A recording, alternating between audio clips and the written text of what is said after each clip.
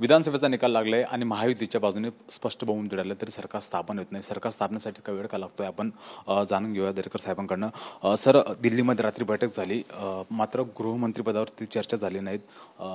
गृहमंत्रीपदासाठी शिंदे आग्रही आणि भाजप त्यांना देण्यास नाकारतंय किंवा त्यांना टाळण्याचा प्रयत्न करतंय. मला वाटतं त्या ठिकाणी वेळ जवळ आले, त्याच्यामुळं उशीर होतोय वगैरे असं काय मानायचं कारण नाही. या राज्यामध्ये अनेकदा अशा प्रकारचे काही दिवसानंतर सरकार स्थापन झालेलं आहे. महाराष्ट्र हे देशातलं फार मोठं राज्य आहे. त्यातच 3 पक्षाची महायुती आहे, RPI सोबत आहे. आणि अशा वेळेला जेव्हा महायुती असते, महाविकास आघाडी असते, त्यावेळेला समन्वय साधून निर्णय घ्यायचा असतो. आणि त्याच्यामुळे तिन्ही पक्षाशी योग्य सुसंवाद समन्वय साधून आता अंतिम टप्प्यापर्यंत महायुती आलेली आहे. कारण कालच केंद्रीय नेतृत्व असेल आमचं, अमितभाई शाह यांच्या उपस्थितीमध्ये या तिन्ही पक्षाच्या प्रमुख नेत्यांची बैठक झालेली आहे. आणि मला वाटतं त्यामध्ये या संदर्भातलं दिशादर्शक अशा प्रकारचं मार्गदर्शन अमितभाईंचं झालेलं आहे. आणि त्याच्यामुळे आता फार वाट बघायला लागणार नाही. लवकरात लवकर त्या ठिकाणी या संदर्भात सत्ता स्थापनेचा निर्णय होईल आणि कुठल्याही खात्यांवरनं वादविवाद नाहीत, या बातम्या आहेत. अमितभाईंनी सर्वकष सारासार विचार करत आमच्या शीर्षस्थ नेतृत्वाने त्या ठिकाणी तिन्ही नेत्यांबरोबर चर्चा केली आणि तिन्ही नेते भारतीय जनता पार्टीच्या नेत्यांचा आदेश मानून त्या ठिकाणी सोबत आहेत, सोबत राहतील. आणि कुठलाही वादविवाद न होता समन्वयातनं आमचा जागा वाटपही होईल, खाते वाटपही होईल. सर, अशी माहिती समोर आली, जर गृहमंत्रीपद मिळालं तरच एकनाथ शिंदे साहेब हे उपमुख्यमंत्री होण्यास तयार आहे, अन्यथा ते उपमुख्यमंत्रीपद त्यांच्या कुठेतरी वरिष्ठ नेत्याला देणार आहेत. काय सांगा? मला वाटतं ही माहिती आहे, चर्चा आहे. माहितीच्या आधारे, सूत्रांच्या आधारे त्या ठिकाणी आम्ही प्रतिक्रिया देणं उचित आहे असं मला वाटत नाही. शिंदेसाहेब एक फार मोठे नेते आहेत आणि त्याच्यामुळं त्यांच्याविषयी मी बोलणं या ठिकाणी योग्य असं वाटत नाही. तिन्ही नेत्यांमध्ये उत्तम समन्वय आहे. अमितभाईंचे त्या ठिकाणी चांगले संबंध आहे, अमितभाईंच्यावर त्यांचा विश्वास आहे. आणि त्याच्यामुळं अमितभाईंच्या चर्चेत या सगळ्या गोष्टींची चर्चा निश्चितच झाली असेल आणि त्याच्यावर जे अमितभाईंकडून दिशादर्शन आलेलं असेल त्याप्रमाणे होईल. आता 2 दिवस चर्चा, सूत्र, माहिती हे चालत राहतं. तशी आता अमितभाईंच्या बैठकीत ते 3 नेते सोडून आम्ही कोण नव्हतो की सूत्रवाले कोण नव्हते. त्याच्यामुळे या सगळ्या चर्चा आणि माहिती आहेत.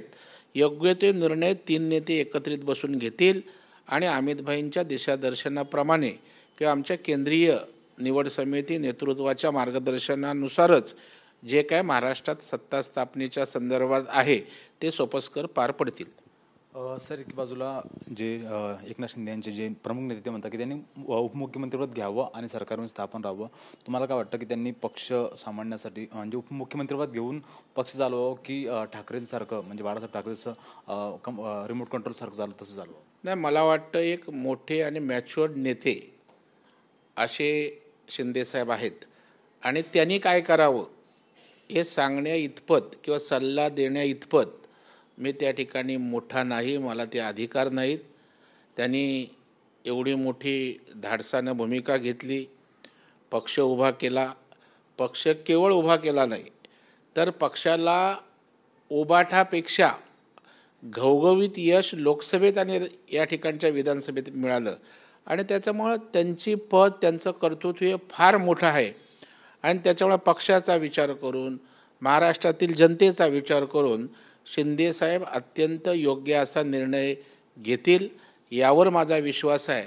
आणि ते त्यासाठी अत्यंत सक्षम आहेत, कर्तृत्ववान नेते आहेत. सुषमा अंधारे म्हणलेत की सरकार स्थापनेसाठी बहुमत भाजपकडे, मात्र सरकार स्थापन केलं जात नाही, राज्य वाऱ्यावरती सोडलेत. काय सांगा? आता सुषमा अंधारे यांनी काळजी करू नये.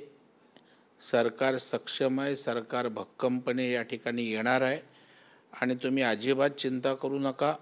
महाराष्ट्रातील जनता 2 वर्ष उद्धवजी ठाकरे साहेबांच्या नेतृत्वाखाली वाऱ्यावर होती. म्हणून आम्हाला शिंदे साहेबांच्या नेतृत्वाखाली सरकार आणावं लागलं आणि महाराष्ट्रातील जनतेचा तुमच्यावर विश्वास नाही म्हणून आम्हाला प्रचंड अशा प्रकारचं मताधिक्य देऊन विजयी केलं आहे आणि त्याच्यामुळे आमची जबाबदारी आहे, आमचं कर्तव्य आहे या महाराष्ट्रातल्या जनतेची काळजी घेणं. ती आम्ही नीट घेऊ.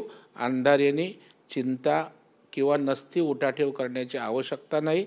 आपल्याला का अपयश त्या ठिकाणी आलं याचं आत्मपरीक्षण करा आणि लोकांच्या सेवेला समर्पित व्हा. आम्ही लोकांची काळजी घेऊ, चिंता नसावी. सर, भाजपाला बहुमत किंवा महायुतीला पूर्ण बहुमत मिळाले, मात्र EVMवरती प्रश्नचिन्ह उपस्थित होतात. जितेंद्र आव्हाड बोलताना म्हणाले की बॅलेट पेपरची निवडणूक घ्या, मी राजीनामा देईल आणि पुन्हा निवडणूक लढवणार. नाही, मला वाटतं जर तरला अर्थ नाही. एवढंच धाडस जर जितेंद्र आव्हाडांमध्ये असेल तर त्यांनी पहिला राजीनामा द्यावा. आधी केले मग सांगितले. असं झालं तर आत्याबाईला मिशा असत्या तर पहिलं त्या ठिकाणी बॅलेट पेपरवर घ्या, पहिला राजीनामा दे, मग त्या ठिकाणी सांगता येईल की प्रत्यक्षात राजीनामा दिला आणि त्यांच्या बोलण्याला त्या ठिकाणी वजन राहील, महत्त्व राहील. नाही तर असं बॅलेटवर झालं तर राजीनामा देतो. आता तुझ्या सगळे जे आमदार निवडून आलेत त्यांचं काय, बॅलेटवरच निवडणुका झाल्यात ना, ते राजीनामा देणार आहेत का? त्याच्यामुळे मला वाटतं आता पराभव सहन होत नाही म्हणून रडीचा डाव महाविकास आघाडीचे नेते खेळत आहेत आणि त्याच्यामध्ये जास्त रडणारा कोण असेल तर ते जितेंद्र आव्हाड आहेत. सर, आपण थेट त्यांना टीव्हीने प्रश्न विचारू, जर त्यांनी राजीनामा दिला तर मग बॅलेट पेपर निवडणुका होतील? हो, त्यांनी राजीनामा द्यावा, मग त्यांच्या मागणीला अर्थ प्राप्त होईल. आणि मी काय निवडणूक आयोगाची अथॉरिटी नाही, पण त्यांच्या मागणीला त्या ठिकाणी तात्विक त्या ठिकाणचा आधार राहील. नाहीतर त्या ठिकाणी बोलाची कडी बोलाचा भात म्हणून त्यांनी राजीनामा देऊन धाडस करावं. त्यांचं नाव होईल की बाबा एका मागणीसाठी जितेंद्र आव्हाडांनी त्याग केला, बलिदान दिलं. तर म्हणता की महायुतीमध्ये समन्वय, त्यामुळे लवकर सत्ता स्थापन होईल. कॅमेरा पर्सन रवी सागरकरचा मिहिरा ढाकणे, TV9 मराठी, मुंबई.